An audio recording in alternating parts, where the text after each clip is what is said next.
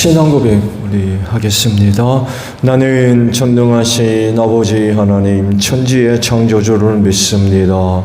나는 그의 유일하신 아들 우리 주 예수 그리스도를 믿습니다. 그는 성령으로 잉태되어 동정녀 마리아에게서 나시고 본디오 빌라도에게 고난을 받아 십자가에 못 박혀 죽으시고 장사된 지 사흘 만에 죽은 자 가운데서 다시 살아나셨으며 하늘에 오르시어 전능하신 아버지 하나님 우편에 앉아 계시다가 거기로부터 살아있는 자와 죽은 자를 심판하러 오십니다. 나는 성령을 믿으며 거룩한 공교회와 성도의 교제와 죄를 용서받는 것과 몸의 부활과 영생을 믿습니다. 아멘. 488장 부르시고 말씀을 보죠.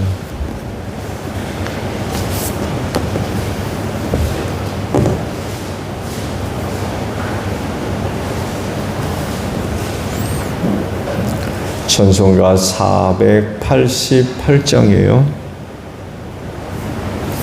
이 몸의 소망 구원가 우리 주 예수뿐일세. 우리 주 예수 밖에는 믿으리 아주 없도다. 주 나의 밥 이시니 그 위에 내가 서리라. 그 위에 내가 서리라.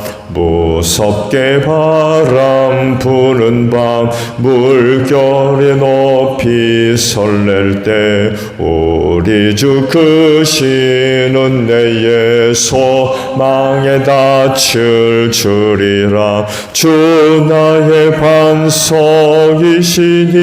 그 위에 내가 서리라. 그 위에 내가 서리라.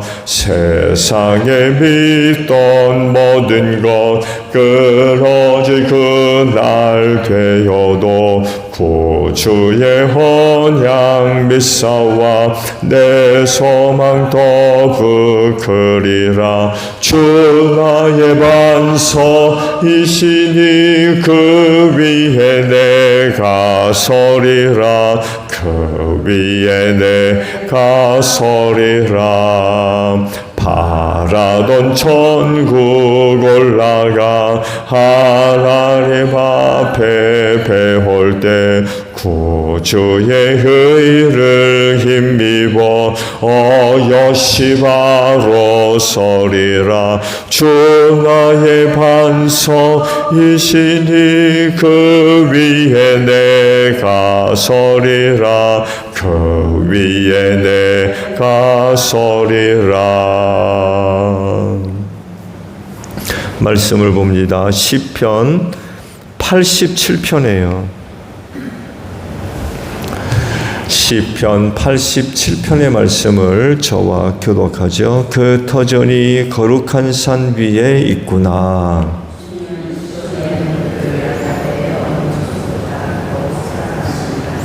너 하나님의 도성아 너를 가리켜 영광스럽다고 말한다. 셀라.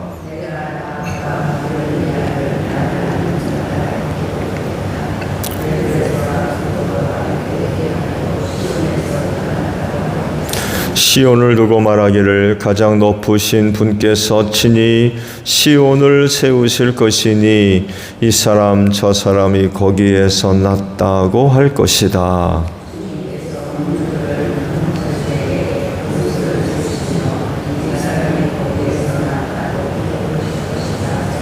함께합니다. 노래하는 이들과 춤을 추는 이들도 말한다. 나의 모든 고난이 내 안에 있다. 아멘.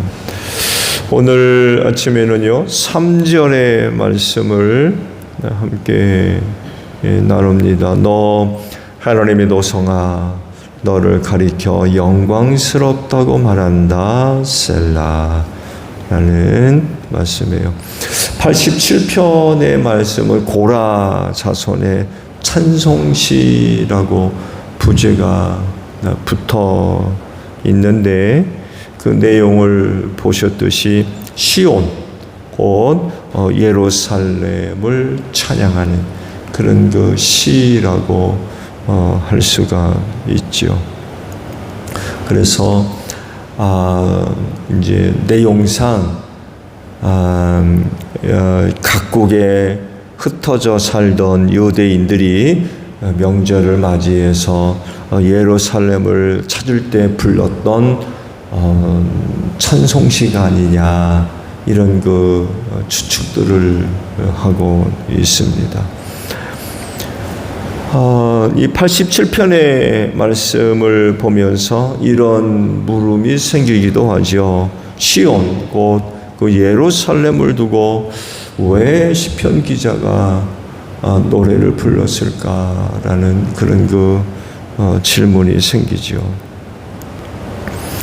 시온을 두고 시를 지어 부른 그 이유들을 찾는다고 한다면은 그 시온성을 두고 불렀던 또 다른 그런 그 호칭이 하나 있죠. 하나님의 도성이라고 부르는 그런 그 이름이 있습니다. 시온성, 곧 예루살렘 성을 두고 하나님의 도성이라고 불렀던 이유는 하나님께서 선택하신 그런 그 곳이었기 때문에 그렇습니다. 즉 하나님의 이름을 거기 두려고 선택하신 곳이 바로 예루살렘 성이죠. 그래서 이스라엘 백성이 거하는 장소 이상의 의미가 담겨 있는 곳이 바로 예루살렘이지요. 이뿐만이 아니라 장차 그 메시아를 통해 이루어질 왕국의 중심으로서 그 시온은 매우 중요한 곳이라고 할 수가 있습니다. 단순히 이스라엘의 수도로만 볼 수 있는 그런 장소가 아닌 거죠. 표면적으로 보게 되면 시온, 곧 예루살렘은 한 나라의 수도이죠. 그렇죠? 한 나라의 수도이면은 뭐 틀림이 없습니다. 그렇지만 하나님의 약속을 생각하면 세계 중심지이기도 합니다. 장차 메시아를 통해서 이루실 메시아 왕국의 중심지로 예루살렘 성이 언급이 되고 있거든요. 그래서 한 나라의 수도 이상으로 하나님께서 앞으로 이루실 일들을 생각해 본다고 하면 예루살렘은 특별한 의미가 있음에는 틀림이 없는 것 같아요. 그래서 시편 기자가 시온성을 두고 노래를 지어 부를 수밖에 없었던 이유 중에 하나가 바로 거기에 있습니다. 말씀의 이해를 도우면 87편이 고라자손의 찬송시라고 부제가 붙어 있는데, 이전에도 고라자손이 지어 불렀던 시편이 있었죠. 근데 궁금한 게 있어요. 아니 어떻게 고라자손이 시를 지어서 노래를 할 수 있었을까라는 그런 그 의문이 들기도 하죠. 고라가 누구예요? 바로 그 레위의 증손자이지요. 모세와 아론에게 반역을 도모하다가 땅이 갈라져서 죽은 사람이죠. 우리가 민수기에 있는 말씀을 쭉 보면서 당시 있었던 사건을 다뤘죠. 그때 일이 어떤 일이 있었는지 아마 기억들 나실 겁니다. 민수기 18장에 당시 있었던 사건들이 자세하게 기록이 되어져 있지요. 근데요, 고라의 자손은 살았어요. 다 죽은 게 아니었어요. 그 고라를 비롯해서 그 핵심적인 인물들만 그때 멸망당했고 고라의 후손은 살았습니다. 그래서 다윗 시대에 이르러서는 이 고라의 자손이 아주 중요한 그런 그 역할을 감당을 해요. 다윗에게 있어서 아주 중요한 지지 기반이 되어 주었고요. 그리고 성전 예배에 아주 중요한 그런 그 직분을 맡기도 했습니다. 바로 다윗을 중심으로 해서 인사 개혁이 이루어졌을 때에 성전문을 지키는 문지기를 그들이 맡아서 감당했어요. 대단히 중요한 일이죠. 성전 문지기 역할을 그 고라 자손들이 맡아서 감당을 했습니다. 역대상 26장에 이런 내용들이 자세하게 기록이 되어져 있죠. 그랬을 때에 아니 어떻게 고라 자손이 이런 일을 시편을 지었나 하는 의문을 갖게 되는데, 이 말씀의 내용들을 쭉 살펴보게 되면 그 의미들을 우리가 찾아볼 수가 있고 상당 부분 의문이 해소되는 그런 것들을 우리가 얻을 수 있죠. 본문에서도 언급을 하고 있듯이 시온성은 모든 유대인들이 모여야 할 그런 장소이기도 했죠. 명절이면 반드시 하나님을 찾도록 했거든요. 그래서 세계에 흩어져 사는 모든 유대인들은 명절이 되면 전부 다 예루살렘으로 모여야만 했고, 그중 가장 큰 명절인 유월절, 이날만큼은 정말 세계에 흩어져 있는 모든 유대인들이 다 모이는 장소로서 예루살렘은 아주 구심적인 그런 역할을 감당했던 곳이었죠. 하나님의 임재가 일어나고 성전이 거기 있었기 때문에, 그래서 세상에서 가장 거룩한 성이 바로 예루살렘 성이었어요. 성전이 거기에 있고 거기 하나님의 임재가 일어나는 곳으로서 거룩한 도성이었죠. 또 하나님께서 당신의 이름을 두려고 선택한 그런 도성이어 있고요. 이런 의미에서 시온성은 유대인들에게 아주 중요한 그런 장소였습니다.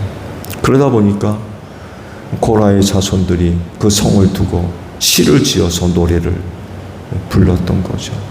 그런 신앙적으로나 영적으로나 그런 중요한 의미가 없다 그러면 굳이 예루살렘 성을 두고서 시를 지어서 노래를 부를 이유까지는 없죠.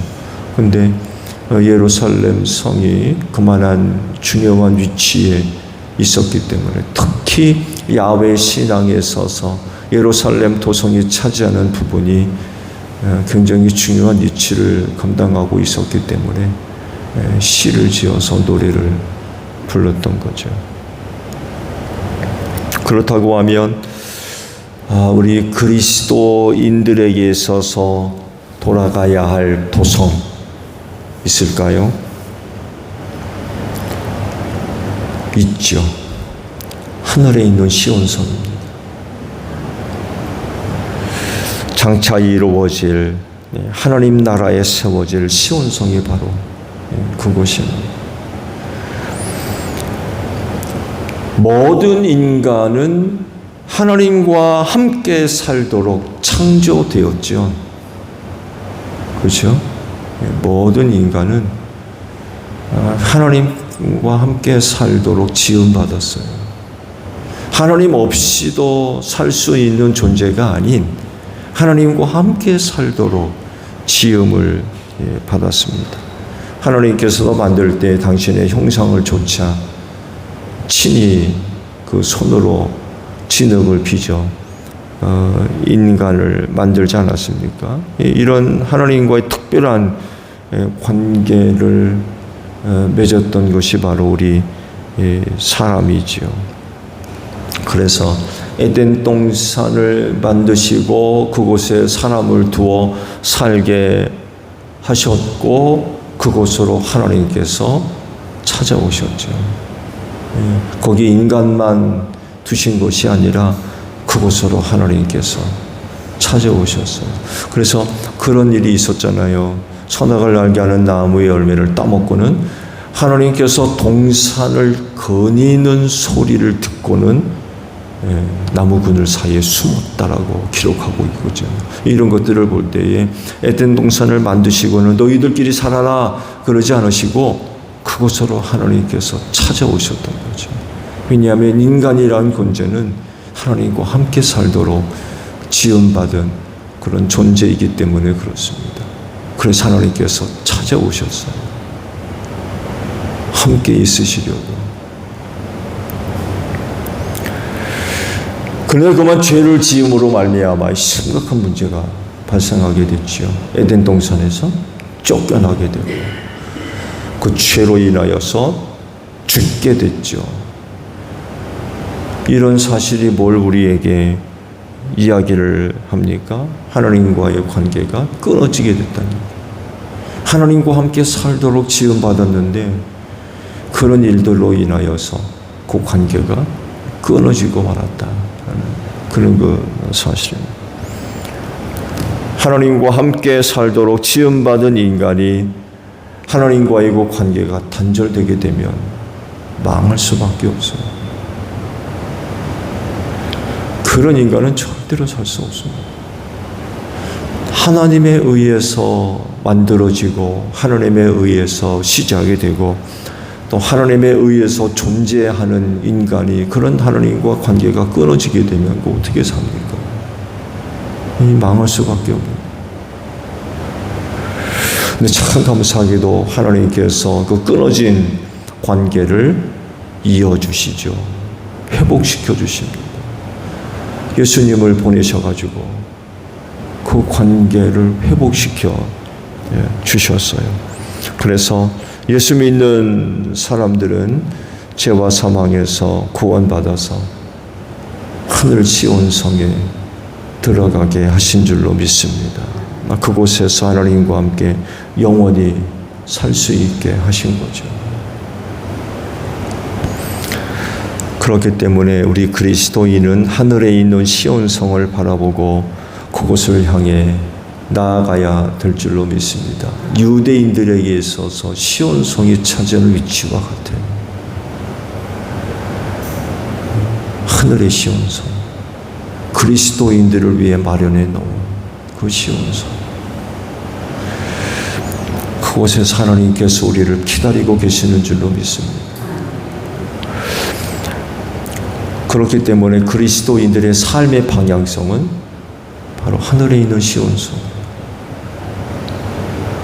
이스라엘 백성들이 예루살렘 성을 사모하며 명절 때마다 찾아가듯 우리 그리스도인들에게 있어서 하늘에 있는 시온성 가야 할 곳입니다. 그곳에서 하나님께서 우리를 기다리고 계시기 때문에 그래요.